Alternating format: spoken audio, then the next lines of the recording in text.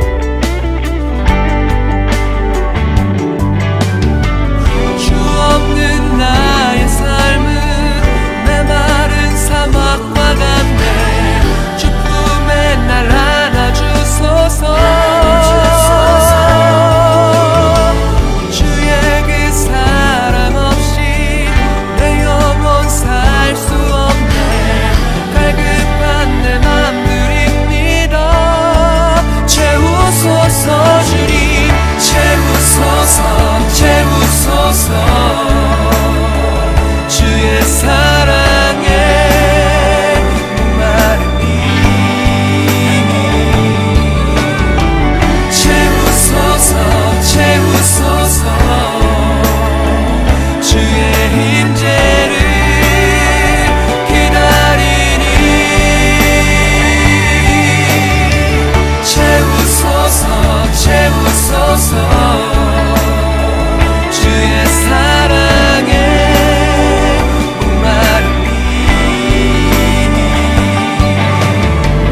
채우소서 채우소서.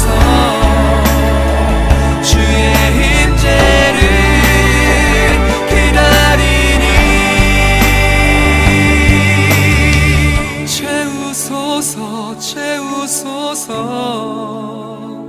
주의 사랑에 목마른 이 채우소서 채우소서. 주의 임재를 기다리니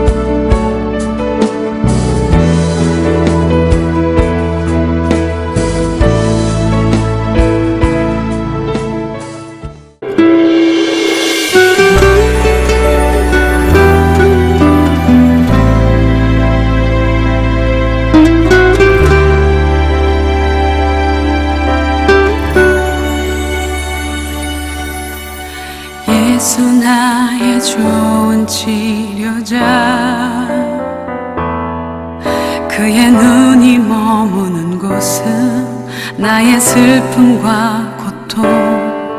고개를 들어 그의 눈을 볼 때에 난 알았네. 예수 나의 좋은 치료자.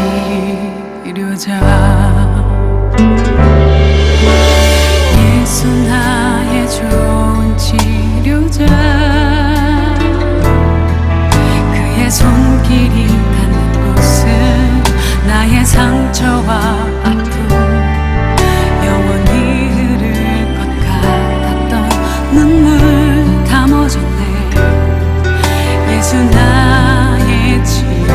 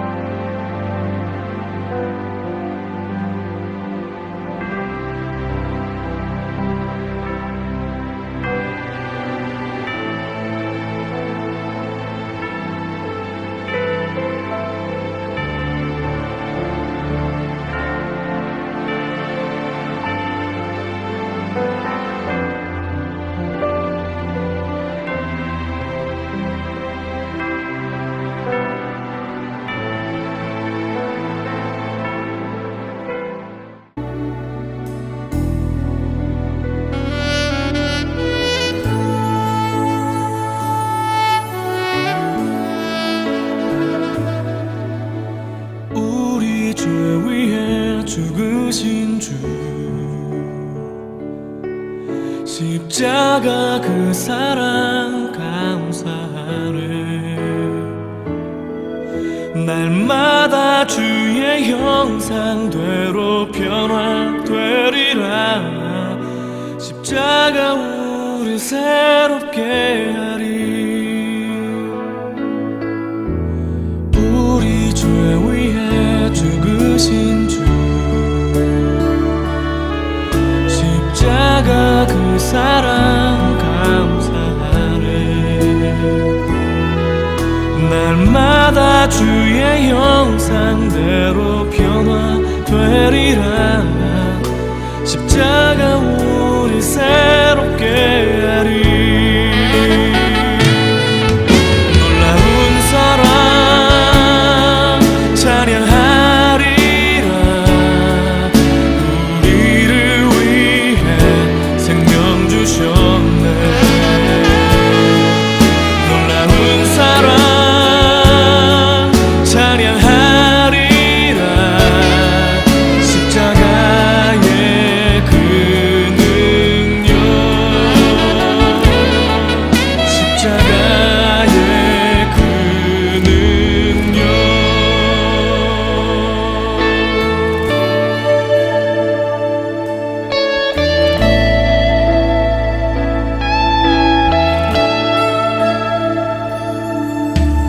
우리 죄 위해 죽으신 주 십자가 그 사랑 감사하네.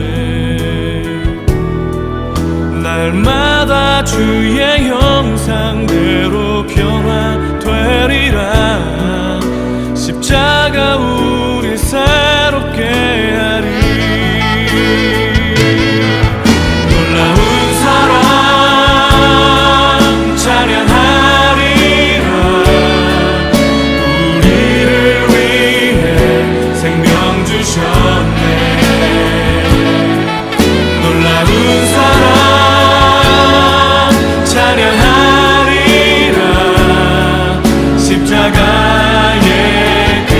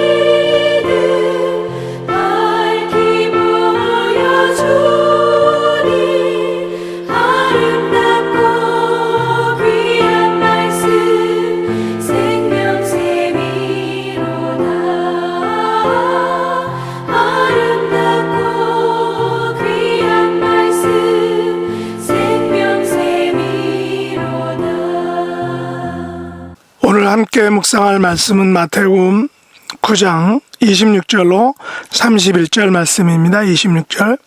그 소문이 그 온 땅에 퍼지더라. 예수께서 거기서 떠나가실새 두 맹인이 따라오며 소리질러 이르되 다윗의 자손이여 우리를 불쌍히 여기소서 하더니 예수께서 집에 들어가심에 맹인들이 그에게 나아오거늘 예수께서 이르시되 내가 능히 이 일 할 줄을 믿느냐 대답하되 주여 그러하오이다 하니 이에 예수께서 그들의 눈을 만지시며 이르시되 너희 믿음대로 되라 하시니 그 눈들이 밝아진지라. 예수께서 엄히 경고하시되 삼가 아무에게도 알리지 말라 하셨으나 그들이 나가서 예수의 소문을 그 온 땅에 퍼뜨리니라. 아멘. 오늘 말씀의 제목은 우리를 불쌍히 여기소서입니다. 요즘 부쩍 눈에 대한 용어들이 중요하게 다루어지고 있습니다. 왜냐하면 눈과 관련한 문제들이 많아지고 있기 때문입니다. 제가 아는 장로님도 최근에 백내장 수술하셨다라고 합니다. 사실은 그 장로님께서 전에 교회에서 기타를 치시며 찬양 인도를 하셨는데 요즘은 그 교회에서 나오셨다라고 하셔서 제가 저희 교회에서 찬양 인도를 부탁드렸는데 눈이 침침하다라고 하시며 어렵겠다라고 이렇게 말씀하셨습니다. 한국 뉴스에 의하면 백내장이나 녹내장 수술이 쉽고 간단하여 약 10분 정도면 그 수술을 마친다라고 합니다. 그래서 경쟁적으로 환자를 모으다 보니 수술 후 부작용 사례가 많아졌다라고 합니다. 수술 후에 더 눈이 안 보이게 되었다는 것입니다. 사실 요즘 코로나로 가택근무를 하고 집에 혼자 있는 시간이 많아서 셀폰으로 각종 정보나 지식 그리고 영화나 드라마를 보다 보니 블루라이트 등의 눈에 나쁜 영향을 미치는 빛들로부터 많이 노출되어 시력이 점점 나빠진다라고 합니다. 결국 백내장이나 녹내장 등의 안과 질환이 많아지게 되는 것입니다. 그런데 여러분, 만일 눈이 갑자기 보이지 않게 되면 어떨까요? 우리 교회는 학창시절에 운동을 하시다가 눈을 다쳐 실명하신 목사님이 계십니다. 그분에 의하면 처음 눈을 잃게 되었을 때 여러 고민을 하고 심지어는 극단적인 생각까지도 하셨다라고 이렇게 합니다. 하지만 하나님의 은혜로 모든 시련을 극복하시고 또 점자 공부를 통해서 미국에서 중학교 영어 선생님으로 오랫동안 근무하시다가 정년 퇴직을 하시고 지금은 저희 교회에서 영어 설교와 또한 지역 커뮤니티에서는 가르치는 일들로 사역을 하고 계시는 귀한 목사님이십니다. 최근에서야 점자니 또한 시각장애인에 대한 복지가 발전되었지만 50년 전이나 혹은 100년 전 그리고 성경시대에는 이런 시각장애인에 대한 의료 장비나 복지 그리고 교육 설비가 전혀 이루어지지 않았다는 것을 우리가 알고 있습니다. 요즘은 안과적인 의술이 발달하여 각종 기술들이 나와 있지만 하나님께서 인간에게 선물로 주신 이 눈과 눈의 기능을 의술이나 인공적인 눈이 완벽하게 대체할 수 없다는 것을 우리가 잘 알고 있습니다. 그런 면에서 본문에 나오는 이 두 명의 맹인이 예수님을 통하여 그들의 눈이 밝아진 이 놀라운 기적은 그 당시로서는 매우 엄청난 세상을 놀라게 한 그런 기적일 것입니다. 그런데 이 같은 예수님의 기적들이 나타나게 된 근본적인 이유가 무엇일까요? 왜 예수님께서는 3년 반이란 짧은 공생의 기간 동안 수많은 이적들과 기적들을 통해서 병자들을 고쳐주셨을까요? 본문에서처럼 예수님께서는 그들이 고침받은 것을 삼가 아무에게도 알리지 말라라고 엄히 경고하셨음에도 불구하고 어떻게 많은 병자들이 예수님을 찾아왔을까 하는 것입니다. 그것은 26절과 31절 말씀에서 잘 알려주고 있습니다. 그 이유는 예수님께서 병자들을 고쳐주셨다는 소문이 온 땅에 퍼졌기 때문입니다. 고침받은 병자들이 예수님에 대한 소문을 온 땅에 퍼뜨렸기 때문이다 라는 것입니다. 그렇다면 병자들이 많이 고침받은 이유는 소문을 듣고 예수님께 왔기 때문이라는 것입니다. 병에서 고침받은 병자들이 자신이 나은 것을 동네방네 다니며 소문을 냈기 때문입니다. 삼가 아무에게도 알리지 말라는 엄한 경고를 받았음에도 불구하고 자신이 나은 것을 떠벌린 것입니다. 소문을 낸 것입니다. 소문을 낸 동기에 대해서 살펴보면 첫째는 자신이 낳은 것, 건강해진 것을 다른 사람들에게 보여주고 싶은, 자랑하고 싶은 마음에서일 것입니다. 둘째는 병 나은 것을 사람들이 알아야만 자신의 취직, 자신의 결혼, 자신의 사업, 자신의 삶에 큰 도움이 되었기 때문입니다. 마지막은 아파 보신 분은 아시겠지만 병에 걸린 삶과 병이 없는 건강한 삶의 질이 현격하게 다르기 때문이다라는 것입니다. 물론 미련한 우리 인간들은 건강할 때는 고마움을 모르고 살다가 병이 들고서야 비로소 건강의 고마움을 알게 되는 것입니다. 우리는 이 두 맹인, 두 분의 시각장애인이 고침받은 본문의 사건을 통하여 몇 가지 교훈을 받게 됩니다. 첫째, 병고침의 기적이 일어나는 시발점, 시작점은 예수님께 부탁하는 것이었다라는 말입니다. 두 맹인은 앞에서 예수님께서 많은 병자들을 고쳐주신 소문을 들었을 것입니다. 오늘도 예수님께서는 12년을 혈루병 앓는 여인을 고쳐주셨습니다. 방금 죽은 한 관리의 딸을 살려주셨습니다. 이 소문은 온 동네에 빨리 퍼졌습니다. 그러나 두 맹인은 중풍병에 걸린 사람처럼 혼자는 예수님을 찾아가기가 쉽지 않았을 것입니다. 본문에는 두 맹인이 떠나시는 예수님을 따라오며 소리를 질렀다라고 합니다. 하지만 여러분 상상해 보시기 바랍니다. 두 맹인이 제자들과 큰 무리와 함께 걸어가시는 그 예수님을 따라가며 소리를 지르는 일이 과연 쉬웠을까 하는 것입니다. 맹인이신 분들은 청각이 발달한다라고 하죠. 그래서 예수님께서 가실 때 제자들의 소리, 군중들의 발자국 소리를 듣고 예수님께서 이제 출발하시는구나, 어디로 가시는구나 라는 것을 알게 되었을 것입니다. 그리고 예수님을 따르는 사람들이 많다라는 것을 알게 되었을 것입니다. 그들의 움직이는 방향이 어디쯤인지는 알았을 것입니다. 그러나 예수님의 발걸음과 그 뒤를 따르는 제자들과 무리들을 피해서 그들을 뚫고 과연 예수님 앞에 나아가서 우리를 불쌍히 여기소서라고 하는 말을 하는 것이 과연 쉬웠을까 하는 것입니다. 전혀 그렇지 않다는 것입니다. 우리가 경험하는 것이지만 앞이 안 보이시는 목사님을 항상 우리 사모님께서 모시고 다녀야 합니다. 가끔 함께 식탁 교제를 하러 식당에 가면 남자분이 목사님을 모시고 남자 화장실에 가야 합니다. 다행히 목사님께서는 대신 눈이 되어주는 안내견이 있어서 혼자도 산책도 하시곤 합니다.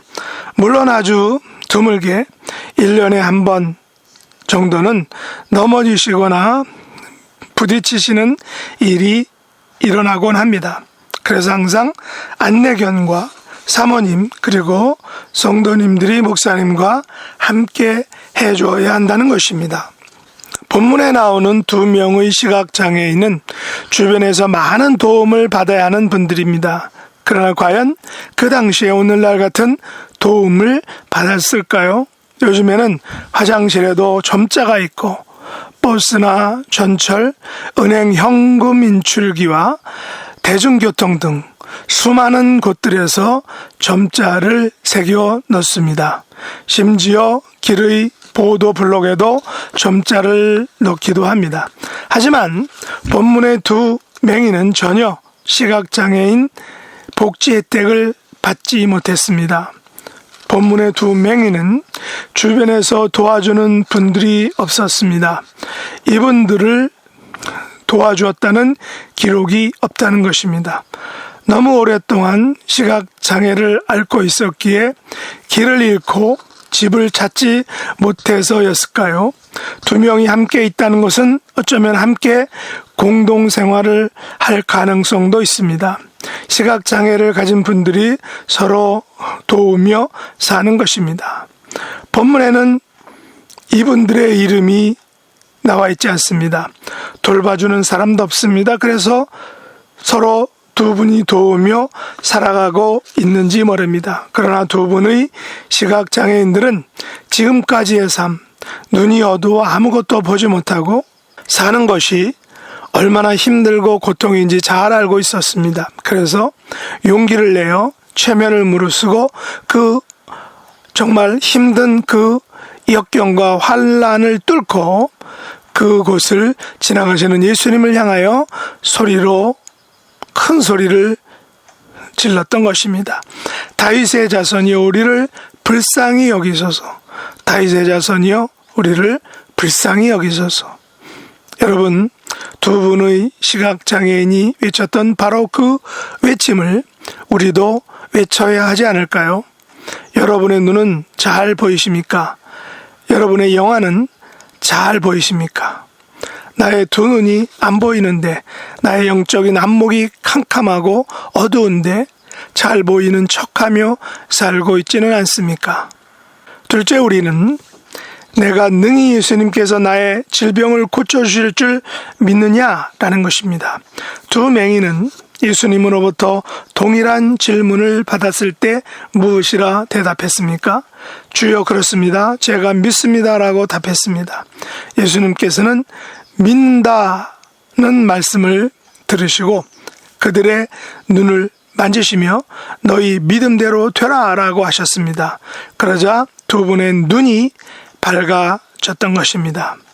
그러나 여기서 고치실 줄 믿느냐는 그 질문과 너희 믿음대로 되라 라는 말에서의 그 믿음이 과연 어떤 성격의 어떤 종류의 믿음일까요? 많은 믿음입니까? 강력한 믿음입니까? 아니다라는 것입니다.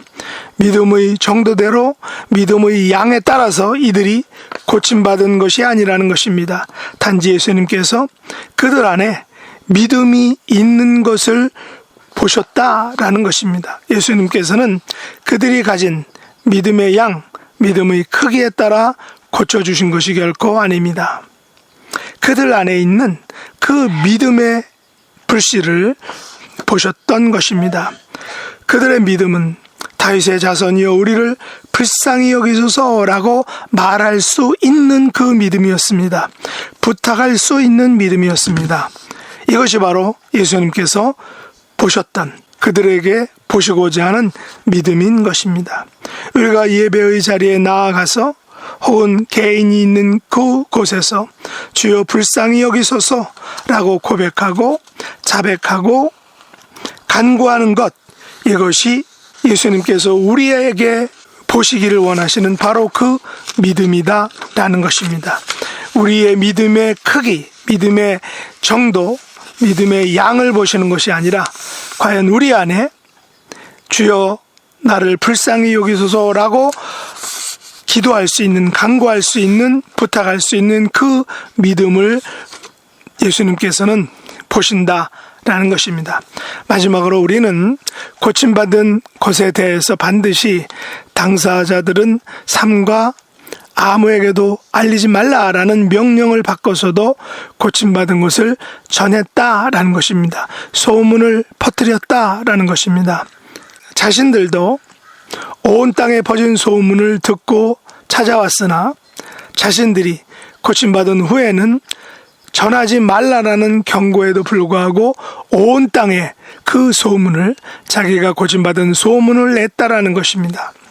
예수님의 입장에서는 아직도 하실 일들이 많은데 사역 초기에 자신에 대한 특별히 엄청난 그 이적들을 행하신 것들이 바리새인과 서기관들에게 들려지게 되면 또한 그런 것들로 인해서 꼬투리를 잡히고 책 잡히시기를 원치 않으셨기 때문에 특별히 율법적으로 논란이 되는 그 병을 고친 것들에 대해서 말하지 말라라고 이렇게 말씀하셨던 것입니다. 그럼에도 불구하고 고침받은 사람들은 그 소문을 퍼뜨렸다, 냈다, 떠벌렸다라는 것입니다.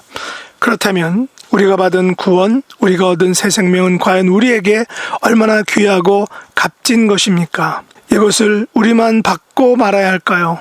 고침받은 사람들은 너무나 기쁘고 감사하고 신나서 고침받은 것을 퍼뜨렸습니다. 소문을 냈습니다. 그렇다면 우리들도 내가 받은 구원, 내가 얻은 새 생명, 이것을 다른 사람에게 퍼뜨리고 소문을 내야 하지 않을까요? 수많은 병자들을 고쳐주신 예수님께서는 병자들을 불쌍히 여겨주셨습니다. 2명의 시각장애인은 자신이 눈이 안 보여서 불쌍히 여김을 받아야 한다라고 말했습니다. 그렇다면 세상에서 예수님을 보지 못하고 죽어가는 불쌍한 사람들에게 영안을 열게 해주고 생명을 알려주고 복음을 전하는 것은 우리가 해야 하는 일이라는 것입니다. 우리가 불쌍히 여김을 받아 구원받은 것처럼 그들도 불쌍히 여김을 받아 구원을 받는 놀라운 영적인 계한 수술이 우리의 입과 손과 발을 통해서 소문이 내어지고 퍼뜨려져야 한다는 것입니다. 이 복된 사역에 함께하는 저와 여러분 될 수 있기를 예수님의 이름으로 축복합니다. 기도하겠습니다. 하나님 아버지, 두 분의 시각장애인이 예수님을 만남으로 눈이 밝아지고 새로운 삶을 살았듯이 저희들도 영적인 시력을 회복하게 되어서 하나님의 백성이 되게 하심을 감사합니다. 아직도 세상에는 영적인 시각장애인들이 많습니다. 그들을 불쌍히 여겨주시고 그들에게도 영안이 열리고 새 생명을 얻는 구원의 잔치를 열어주시옵소서. 이 일에 저희들이 소문을 내는, 소문을 퍼뜨리는 소문꾼들이, 전령자들이 되게 해주시옵소서. 영적인 맹인이었던 저희들을 불쌍히 여겨주셔서 영안을 열어주셨듯이 저희들도 천국 소문을 내고 퍼뜨리는 이 사역을 감당하는 하나님의 자녀들이 되게 하여 주시옵소서. 이 시간도 영적인 눈을, 육신의 아픔을 또 고통을 가지고 있는데 그곳에서 자유케 해주시고 건강하게 회복시켜 주심으로 그 소식을 전하고 소문내고 퍼뜨리는 복음의 전파자들이 많아질 수 있도록 은혜 더하여 주시옵소서. 예수님의 이름으로 간절히 기도드렸나이다. 아멘. 주가 일하시네, 주가 일하시네. 주께 아끼지 않는 자에게 주가 일하시네, 주가 일하시네. 신뢰하며 걷는 자에게, 신뢰하며 걷는 자에게.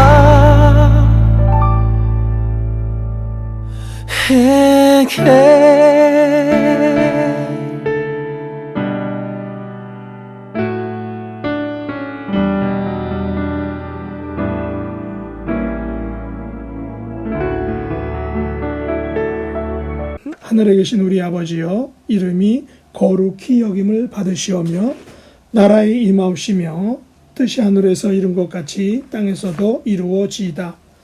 오늘날 우리에게 일용할 양식을 주옵시고 우리가 우리에게 죄 지은 자를 사하여 준 것 같이 우리 죄를 사하여 주옵시고 우리를 시험에 들게 하지 마옵시고 다만 악에서 구하옵소서. 대개 나라와 권세와 영광이 아버지께 영원히 싸움나이다. 아멘.